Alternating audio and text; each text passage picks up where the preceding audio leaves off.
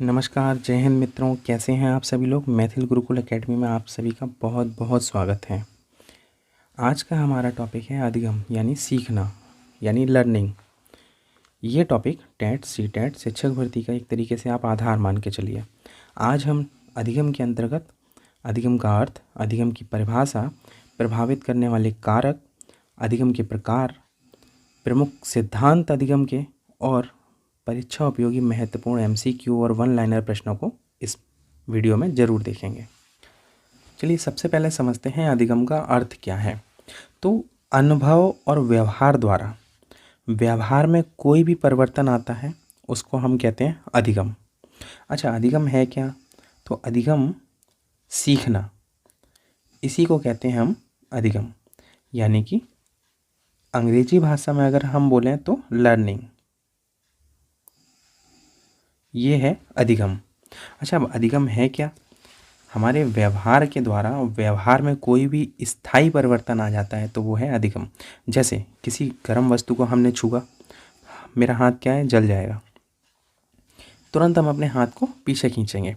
यहाँ पे कोई हमें ये नहीं बताएगा कि हाथ पीछे खींचना है या क्या करना है। हम स्वतः अपने व्यवहार के द्वारा, व्यवहार में एक परिवर्तन आया उसको खींचना, और आगे हमेशा के लिए सीख गए कि हमें गर्म वस्तुओं को बिना किसी सावधानी के नहीं पकड़ना। सावधानी रखिए, उसको पकड़िए, ये हम सीख चुके हैं यहाँ पे, और ये आ गया हमारे दिमाग में, हमारे व्यवहार में स्थायी रूप से ये परिवर्तन, यही अधिगम है।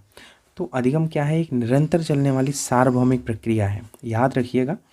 और जो व्यक्ति है जन्म से लेकर मृत्यु तक कुछ ना कुछ सीखता ही रहता है। अच्छा, परिस्थितियाँ तथा आवश्यकता के अनुरूप क्या होता है कि जो सीखने की जो गति है ये कभी घटती है कभी बढ़ती है। अच्छा, वुडवर्थ महोदय जो थे उन्होंने क्या कहा कि यही जो लर्निंग है, अधिगम है, इसको उन्होंने मनोविज्ञान के क्षेत्र में सबसे अधिक आधारभूत माना है। इस लाइन को आप ध्यान दीजिएगा कि वुडवर्थ ने सीखने के प्रकरण को मनोविज्ञान के क्षेत्र में सबसे अधिक आधारभूत माना है। चलिए शुरू करते हैं अधिगम की कुछ महत्वपूर्ण परिभाषाएं देखने का क्रम।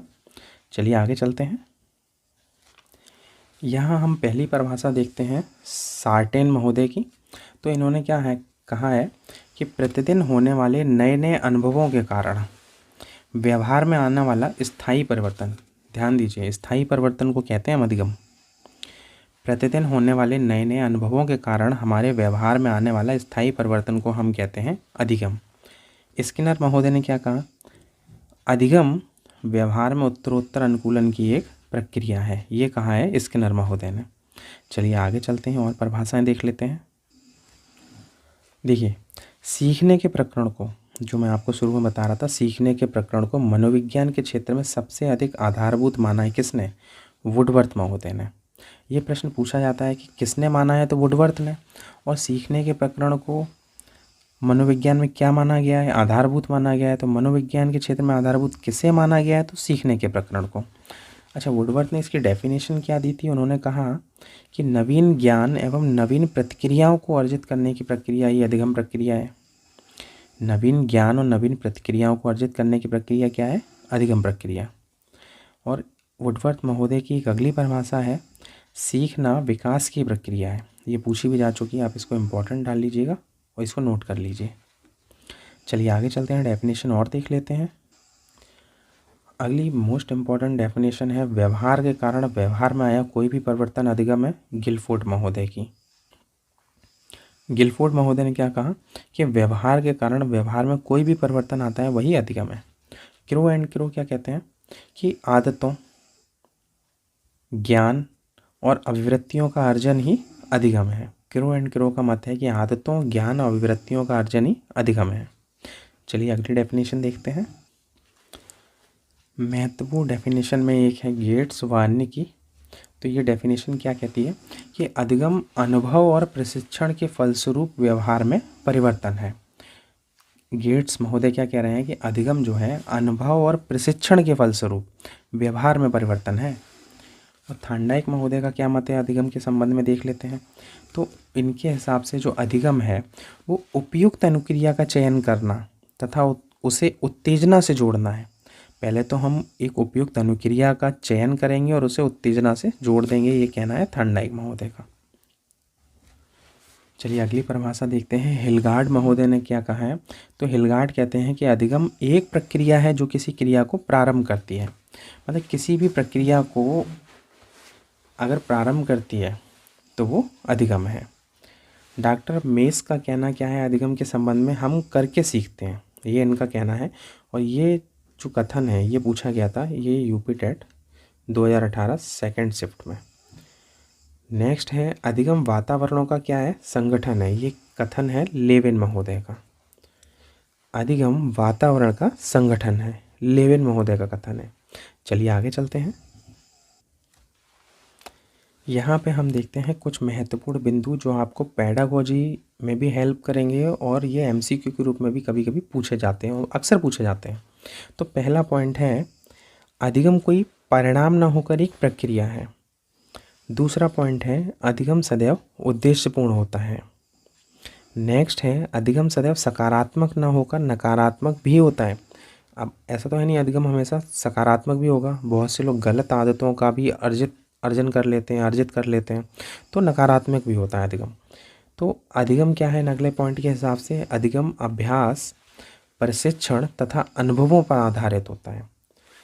अगला पॉइंट है अधिगम प्रक्रिया जो होती है सार्वभौमिक व सतत होती है। ध्यान दीजिए, सार्वभौमिक होती है और सतत होती है। अगला पॉइंट है अधिगम क्या है? अधिगम क्रियाशील होता है। नेक्स्ट पॉइंट है अधिगम जो है तैयारी व अभिप्रेरणा पर निर्भर करता है। चलिए आगे चलते हैं।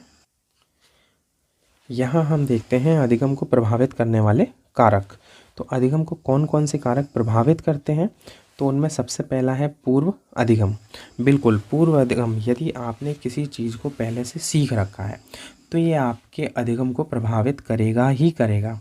जैसे आपने किसी टॉपिक को पढ़ रखा है तो या तो उस टॉपिक को आप और अच्छे से याद कर लेंगे या आपकी उसके प्रति रुचि कम हो जाएगी और आप उस पर ध्यान नहीं देंगे। दूसरा है अधिगम को प्रभावित करने वाला कारक विषय वस्तु। अब विषय वस्तु कैसे प्रभावित करती है? अगर आपके पसंद का विषय है, जैसे कि आपका पसंद का हिंदी है या आपका अंग्रेजी है या मैथ है, उसका कोई भी टॉपिक अगर आपको पसंद है तो अच्छे से पढ़ेंगे, और आपके पसंद का टॉपिक नहीं है तो आप उसको नहीं पढ़ेंगे। तो ये आपको प्रभावित करने वाले कारकों में आता है। तीसरा है आपका शारीरिक स्वास्थ्य और परिपक्वता। देखिए, फिजिकल जो हेल्थ है और जो मैच्योरिटी है वो अधिगम को प्रभावित करने वाला एक महत्वपूर्ण कारक में से है। अगर आप शारीरिक रूप से स्वस्थ नहीं हैं, आपको बुखार है, फीवर है, किसी बीमारी से ग्रसित हैं और उस समय आपसे कहा जाए चलिए आप बैठ जाओ साइकोलॉजी पढ़ लो, आप तुरंत भैया वीडियो बंद करोगे, रख दोगे। क्यों? क्योंकि आप शारीरिक रूप से स्वस्थ नहीं हो।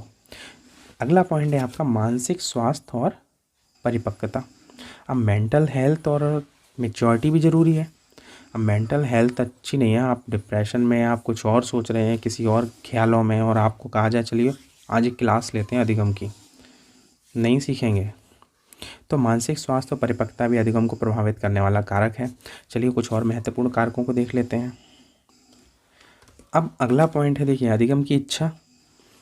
आप ये वीडियो अगर यहाँ तक देख रहे हैं तो अधिगम की इच्छा है ना, तभी तो देख रहे हैं ना यहाँ तक, नहीं तो अभी तक कब का आप वीडियो बंद करके यहाँ से चले गए होते। और अगला है अधिगम की प्रेरणा। आपको अंदर से सेल्फ मोटिवेट होते हैं, ठीक है ना, तो आप उस चीज़ को लर्न करते हैं। जैसे कि आप टेट या शिक्षक भर्ती या सीटेट में अच्छे अंक पाने के लिए पढ़ रहे हैं ना, अपने आप को आपने मोटिवेट कर रखा है कि ये अच्छे नंबर आएंगे तो हम शिक्षक भर्ती को पा लेंगे, यह आपने मोटिवेशन दिया ना अपने आप को, तो ये सबसे ज़्यादा प्रभावित करता है कारक। मोस्ट इम्पॉर्टेंट कारकों में से एक है, नोट करिए। अगला है वातावरण। आपको उचित वातावरण नहीं मिल रहा, पढ़ना तो चाह रहे हैं, वातावरण नहीं है, तो आप उसको लर्न कर पाएंगे किसी चीज़ को? नहीं ना। अगला है थकान। आप भैया थक गए हैं, थक के चूर हो गए हैं, काम करके आए हैं, हम कह रहे हैं चलो भैया एक क्लास ले लेते हैं आज एक, आप नहीं सीख सकते। अगला है सीखने की विधियाँ। देखिए, सीखने की विधियाँ भी अधिगम के को प्रभावित करती हैं। कैसे? अब कोई टीचर है, अमुक टीचर है, सीखने की कुछ अच्छी अच्छी रोचक विधियाँ लेके आता, बच्चों को सिखाने के लिए खेल खेल में सिखा देगा। कुछ उनने का पुरानी विधियों पे भैया बैठो रट्टा मारो, बच्चा नहीं सीखेगा। तो जो सीखने की विधियाँ हैं ये भी प्रभावित करती हैं। चलिए आगे चलते हैं। देखिए, चलिए आगे बात करते हैं हम अधिगम की विधियों पे। तो पहले तो है करके सीखना। हम कैसे कैसे सीख सकते हैं? तो देखिए, सबसे पहले करके सीख सकते हैं। कैसे? कोई व्यक्ति है, आप हैं, हम हैं, किसी काम को करना है, भैया स्वयं गए, उस काम को किया, परिणाम स्वरूप हम सीख गए। नेक्स्ट है निरीक्षण करके सीखना। ऐसा नहीं हर चीज़ हम करके सीखेंगे, हर चीज़ करके नहीं सीखी जा सकती। अब भैया हमने देख लिया है कि भैया 440 वोल्ट का करंट का झटका लग रहा है भैया छूने पे, छुओगे क्या? नहीं। जब देख लिया है भैया लग रहा है झटका, क्यों छुएंगे? भैया हमने निरीक्षण कर लिया दूर से ही, हम नहीं छुएंगे, सीख गए। नेक्स्ट है परीक्षण करके सीखना। अब भैया ये जो विधि है ये पूछी जाती है कि जो साइंस में, विज्ञान के क्षेत्र में कौन सी विधि अधिक उपयुक्त है, तो वो है परीक्षण करके सीखना। यानी कि हम खुद उस चीज़ का एक्सपेरिमेंट करते हैं और उसको ग्रहण करते हैं। नेक्स्ट है वाद विवाद करके सीखना। यानी कि हम अन्य व्यक्तियों के संग क्या करेंगे? डिस्कशन करेंगे और उससे हम चीज़ों को ग्रहण करेंगे। चलिए अगली विधियां देख लेते हैं। और नेक्स्ट है वाचन विधि। ठीक है, इसमें क्या होता है? वाचन विधि में हम इसके अंतर्गत जो पाठ होता है उसका सस्वर वाचन करते हैं और उसे सीख लेते हैं। नेक्स्ट है अनुकरण विधि। बच्चे सबसे ज़्यादा इसका प्रयोग करते हैं। अनुकरण विधि में क्या करते हैं? हम दूसरे के व्यवहार का अनुकरण करेंगे और उस चीज़ को सीख लेंगे। बच्चे क्या करते हैं? बहुत सी चीज़ें बच्चों को पता ही नहीं होती हैं, पर उन्होंने देखा घर में ये ऐसे कर रहे हैं, भाई ऐसे कर रहा है, माता पिता ऐसे कर रहे हैं, हम भी ऐसे ही करेंगे और सीख लेते हैं। अगली है प्रयास या त्रुटि विधि। ये विधि अच्छा वैसे दी किसने थी? प्रयास या त्रुटि की जो विधि थी ये दी थी थार्डनायक महोदय की विधि थी ये। ठीक है, उनका सिद्धांत है। इसमें क्या करते हैं? हम जैसे जैसे कोई प्रयास करते हैं, गलतियाँ होती हैं, हमसे गलतियाँ होती हैं तो उसमें सुधार करते हैं और सीख लेते हैं। अगली है पूर्ण विधि। अब पूर्ण विधि में क्या होता है कि हम इस विधि में पाठ को एक साथ एक बार में संपूर्ण दोहरा लेते हैं और याद कर लेते हैं। ठीक है, चलिए अगली विधि देख लेते हैं। यहाँ अगली विधि है अंश विधि। अब इसमें क्या करते हैं? हम अंश विधि में अपनी सुविधा अनुसार कुछ अंशों में बांटकर एक एक करके विभिन्न अंशों को याद करते हैं।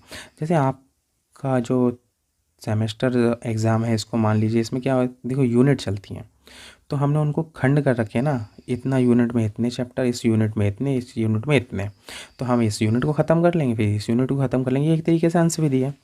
अंतराल विधि क्या है? तो अंतराल विधि के अंतर्गत क्या करते हैं कि हम इस विराम विधि भी बोलते हैं, पाठ को सुविधा अनुसार थोड़े थोड़े समय के अंतर के बाद सीखते हैं। मतलब हम थोड़ा थोड़ा गैप करके सीखते हैं, समय का एक अंतर देते हैं और सीखते जाते हैं। नेक्स्ट है सतत विधि। ठीक है, इस विधि में कैसे सीखते हैं? सतत विधि बोल लो या इसको अविराम विधि बोल लो। तो पाठ को हम एक ही बैठक में बैठेंगे और अनेक बार दोहरा कर उसे याद कर लेंगे। मतलब एक ही बैठक में बैठ के अनेक बार दोहराया और उसको याद कर लिया, ये हो गई सतत विधि। चलिए आगे चलते हैं। अब पूछ लेते हैं कि अधिगम की अवस्थाएं बताइए कितनी होती हैं। तो अधिगम की अवस्थाएं हैं 3। एक तो प्रारंभिक अवस्था, दूसरी है मध्य अवस्था और तीसरी है अंतिम अवस्था। चलिए चलते हैं आगे। अब एक प्रश्न पूछा जाता है सीखने के प्रकार कितने हैं, वो भी डेविड आसू बेल के अनुसार। तो इन्होंने बताए हैं 4 प्रकार। पहला है अभिग्रहण अधिगम, दूसरा रटंत अधिगम, इसको अधिगम कर लीजिए। अगला है अन्वेषण अधिगम और चौथा है अर्थग्रहण अधिगम। देखिए, डेविड आसुबेल के चारों अधिगम और गैने के अनुसार जो अधिगम है 8 स्टेप बताए हैं, इनका हम एक अलग से वीडियो बना देंगे, आप उनको देख लीजिए। फिलहाल यहाँ पे आप याद कर लीजिए, डेविड आसुबेल के अनुसार जो अधिगम है वो 4 प्रकार के होते हैं। चलिए आगे चलते हैं। देखिए, ये प्रश्न पूछा जाता है गैने के अनुसार अधिगम के कितने प्रकार बताए गए हैं। तो बताए गए हैं 8 प्रकार। पहला है संकेत अधिगम, दूसरा है उद्दीपन अधिगम यानी कि उद्दीपन अनुक्रिया अधिगम, तीसरा है श्रृंखला अधिगम, चौथा है शाब्दिक अधिगम। ये जो चारों हैं शुरू के, इनको बोलते हैं निम्न प्रकार का अधिगम या निम्न स्तर का अधिगम। ठीक है, बाद के जो 4 हैं उनको बोलते हैं उच्च स्तर का अधिगम। ठीक है, चलिए चलते हैं, बाद के जो अधिगम हैं इनके उनको देख लेते हैं कौन से हैं। अगला है देखिए 5वां बहुविभेदन अधिगम, 6वां है प्रत्यय अधिगम, 7वां है सिद्धांत अधिगम, जिसको हम यहाँ पे कभी कभी प्रश्न पत्र भी देखने मिलता है नियम अधिगम भी बोलते हैं। ठीक है। अगला है समस्या समाधान अधिगम। एक प्रश्न आया था कि सबसे उच्च स्तर का अधिगम कौन सा है, तो उच्च स्तर का अधिगम है समस्या समाधान अधिगम। और सबसे निम्न स्तर का अधिगम कौन सा है, तो सबसे पहला था वो संकेत अधिगम। तो ये क्रम भी आप इनको याद रखिएगा, एक बार क्रम याद रखिए, आठों एक लाइन से याद करिए, और मैं तो कहता हूँ इसको आप नोट कर लीजिए, मोस्ट इम्पॉर्टेंट है। चलिए आगे चलते हैं।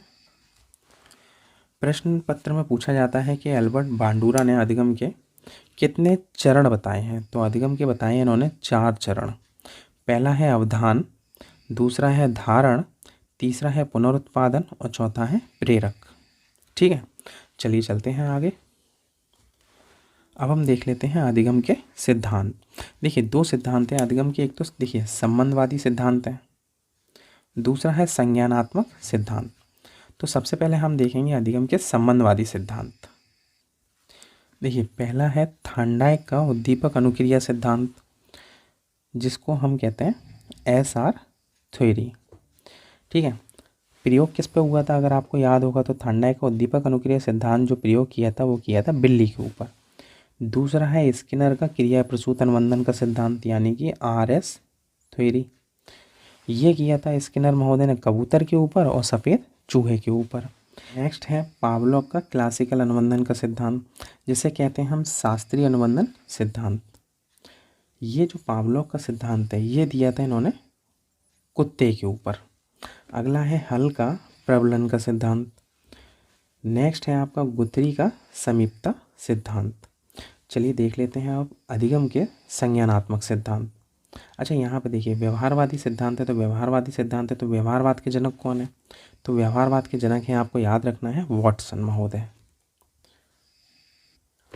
चलिए अब हम यहाँ देख लेते हैं संज्ञानात्मक अधिगम सिद्धांत के अंतर्गत जो पहला आता है वो आता है सूज का सिद्धांत। ये देखिए 4 लोगों ने मिलकर दिया था, मैक्स बर्थीमर, कोहलर महोदय, कुर्ट कोफका और कुर्ट लेविन। ये जो प्रयोग किया गया था ये चिंपैंजी पे किया गया था, और चिंपैंजी का जो नाम था वो था सुल्तान। ठीक है, चलिए आगे चलते हैं। अगला है संज्ञानात्मक विकास का सिद्धांत। ये दिया है जीन पियाजे ने। इन्होंने क्या है देखिए संज्ञानात्मक विकास के सिद्धांत के दौरान इन्होंने 4 अवस्थाएं बताई हैं। नेक्स्ट है क्षेत्र सिद्धांत, ये दिया है लेविन महोदय ने। अधिगम सोपानिक दिया है गैने महोदय ने। और सामाजिक अधिगम का सिद्धांत दिया है अल्बर्ट बांडुरा ने।